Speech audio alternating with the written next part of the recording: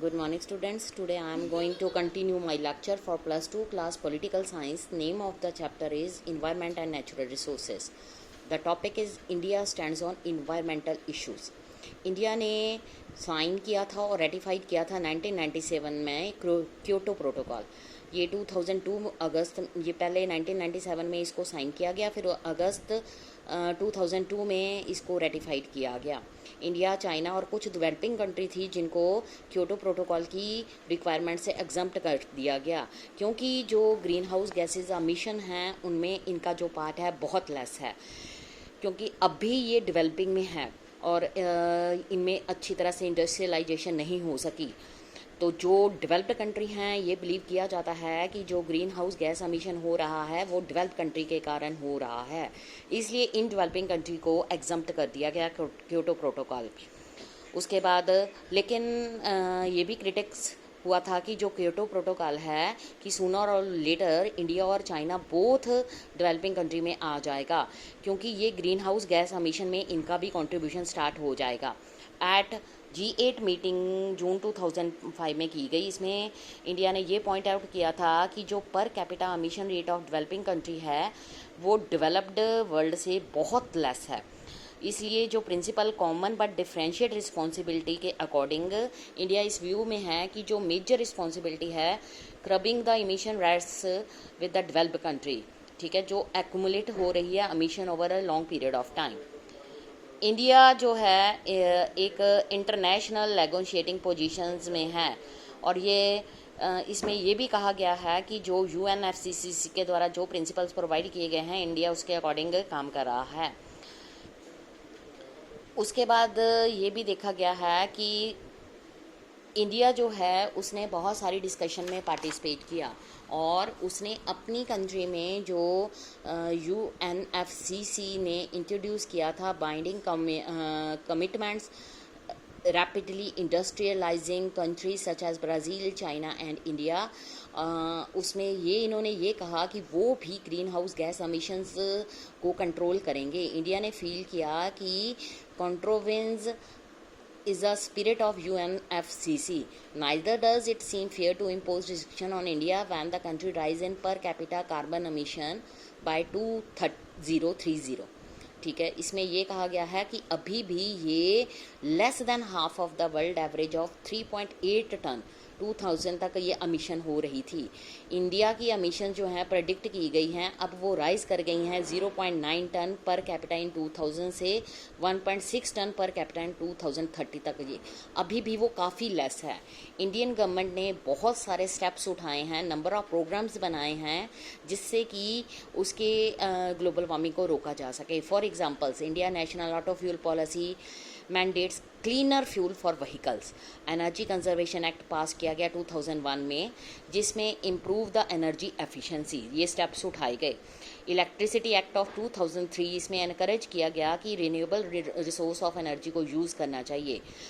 जो हमारे यहाँ पर रिसेंट ट्रेंड्स हैं इम्पोर्टिंग नेचुरल गैस और encouraging the adoption of clean coal technology, वो शो करती हैं कि हमें वाकई ये रियल एफर्ट्स करने चाहिए ताकि हमारे यहाँ पर जो ग्लोबल वार्मिंग हो रही है उसको कंट्रोल किया जा सके। गवर्नमेंट ने एक मिशन लॉन्च किया था जिसको नेशनल मिशन ऑन बायोडीजल कहा जाता है। इसमें अबाउट 11 मिलियन हेक्टेयर लैंड को यूज़ किया गया, जिसमें बायोडीजल प्रोड्यूस किया जा रहा था 2011 से 2012 तक। और जो इंडिया है वो लार्जेस्ट रिन्यूएबल एनर्जी प्रोग्राम बनाने में वर्ल्ड में सबसे नंबर 1 है। अगर हम इंडिया के प्रोग्राम्स की इम्प्लीमेंटेशन देखें तो ये जो है अर्थ समिट इन राव, इसमें ये बताया गया कि जो हमारा इंडिया है उसने 1997 में राउ डी जेनेरियो में 41 एजेंडा के ऊपर साइन किया था।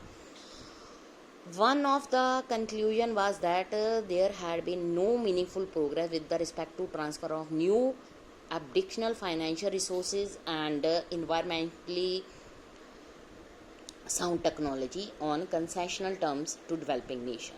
अभी जितने भी स्टेप्स उठाए गए हैं उसमें हम फुली सक्सेस नहीं हो सके। इंडिया ने ये भी फाइंड किया है कि it is necessary that develop countries take immediate measures to provide developing country with financial resources, क्योंकि जो डेवलपिंग कंट्री है अभी वो पुअर हैं, उनके पास इतना पैसा नहीं है कि वो अच्छे ढंग से डेवलपमेंट करके ग्लोबल वार्मिंग को रोक सके। इसके लिए डेवलप कंट्री को उनको क्लीन टेक्नोलॉजी प्रोवाइड करनी पड़ेगी ताकि वो अपनी एग्जिस्टिंग कमिटमेंट्स अंडर यूएनएफसीसी के की गई हैं उसके अकॉर्डिंग वो काम कर सकें। इंडिया इस व्यू में है कि जो 7 कंट्री हैं उनको ग्लोबल इन्वायरमेंट इशू पर कॉमन पोजीशन के अकॉर्डिंग काम करना चाहिए। उसके बाद आ जाओ बेटा इन्वायरमेंटल मूवमेंट्स वन और मैनी। अगर हम गवर्नमेंट के द्वारा उठाए गए डिफरेंट स्टेप्स के बारे में देखें तो हमारे यहाँ पर इन्वायरमेंट जो डिग्रेडेशन है बहुत कम हो गया है, बट बहुत सारे चैलेंजेस हैं जो हमारी गवर्नमेंट के ऊपर आ रहे हैं। इसमें हैं from groups of environmentally conscious volunteers जो हैं working in different parts of the world. कुछ तो इंटरनेशनल लेवल पर काम कर रहे हैं, लेकिन कुछ ऐसे हैं जो लोकल लेवल पर काम कर रहे हैं। जो ये इन्वायरमेंटल मूवमेंट्स हैं ये vibrant, diverse, powerful social movements हैं जो पूरे ग्लोबल लेवल पर चल रही हैं आजकल। Within social movement that new forms of political actions are born और री इन्वेंटेड। उसमें जो मूवमेंट्स हैं कुछ आइडियाज़ बताए हैं, लॉन्ग टर्म विजन्स बताए हैं कि हमें क्या करना चाहिए और क्या नहीं करना चाहिए। हर इंडिविजुअल का और कलेक्टिव लाइव्स को बचाने के लिए ये बहुत ज़्यादा ज़रूरी है। यहाँ पर हम कुछ एग्जाम्पल को शो करेंगे जिसमें ये बताया गया है कि डाइवर्सिटी जो है important trait of contemporary environmental movement. Forest movement जो हैं south in Mexico, Chile, Brazil, Malaysia, Indonesia, continental Africa, India, just to list a few examples. इनके ऊपर बहुत सारे प्रेशर्स पड़ रहे हैं। फॉरेस्ट क्लियरिंग जो है थर्ड वर्ल्ड जो है उसमें लगातार अलार्मिंग रेट में चल रहा है। 3 decades of environmental activism, the destructions of world last remaining grand forest has actually increased in the last decade। जो मिनरल इंडस्ट्री है ये सबसे पावरफुल फॉर्म है industry on the planet. Large number of economies of the south की जो हैं उसमें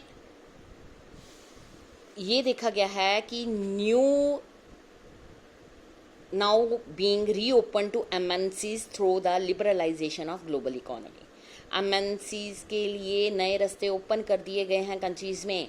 mineral industry जो हैं वो क्या कर रही हैं, अर्थ में से लगातार मिनरल्स को एक्सट्रैक्ट कर रही हैं। यूज़ ऑफ केमिकल्स जो है वो वाटरवेज को और लैंड को पल्यूट कर रहा है। Clearance of native vegetations, displacement of community, ये अदर फैक्टर्स हैं जो लगातार हमारे वेरियस पार्ट्स ऑफ ग्लोब को क्रिटिसिज्म और रेजिस्टेंस कर रहे हैं।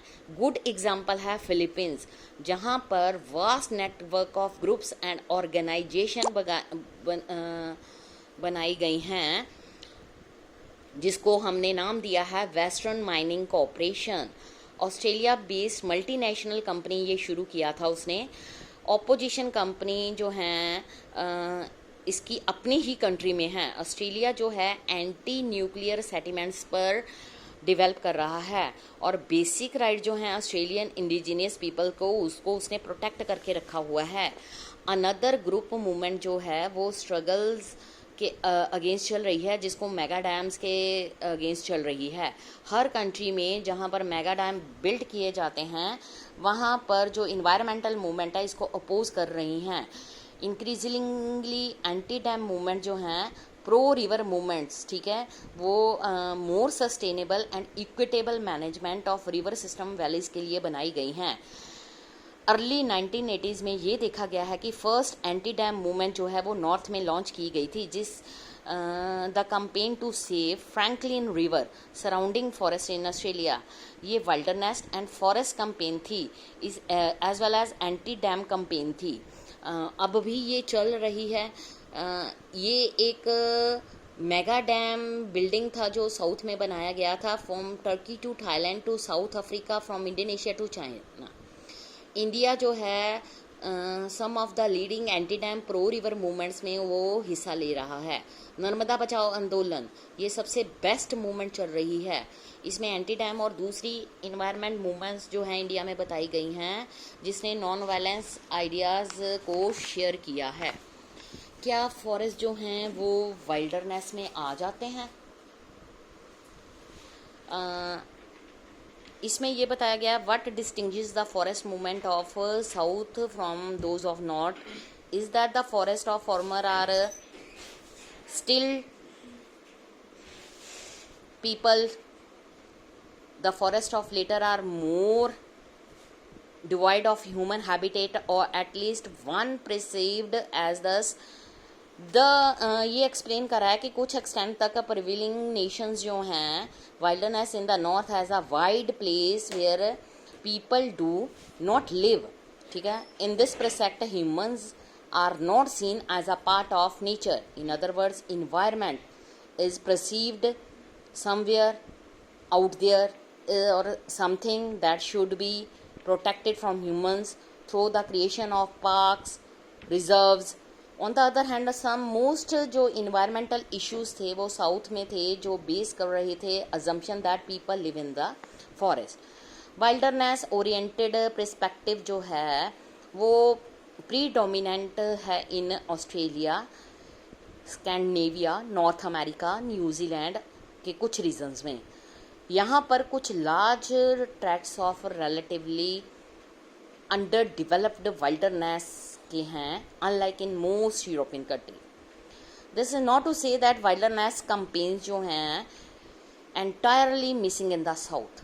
इन the Philippines green organisation fight कर रही है to protect eagles and birds of prey from extinction. India battle चल रही है protect the alarming low number of Bengal tiger. Africa में लॉन्ग कैंपेन चल रही है against the ivory trade and the savage slaughter of elephant. Some of the most foremost wilderness struggle जो है वो चल रही है forest of Brazil and Indonesia. These जो कैंपेन्स हैं फोकस कर रही हैं individual species as well as the conservatives of wilderness habitat, वो जो उनको सपोर्ट कर रही हैं। बहुत सारे वाइल्डरनेस इश्यूज जो हैं उनको rename biodiversity issue recent time में दिया गया है, as the concept of wilderness has been proved difficult to sell in the south. बहुत सारे दीज जो कैंपेन्स हैं वो initiated and funded by NGOs such as world wide wildlife fund, WWF in association with the local people। ये सब कुछ किया जा रहा है फॉरेस्ट एंड एक्सटिंक्ट हो रही स्पीशीज़ को बचाने के लिए। Thank you.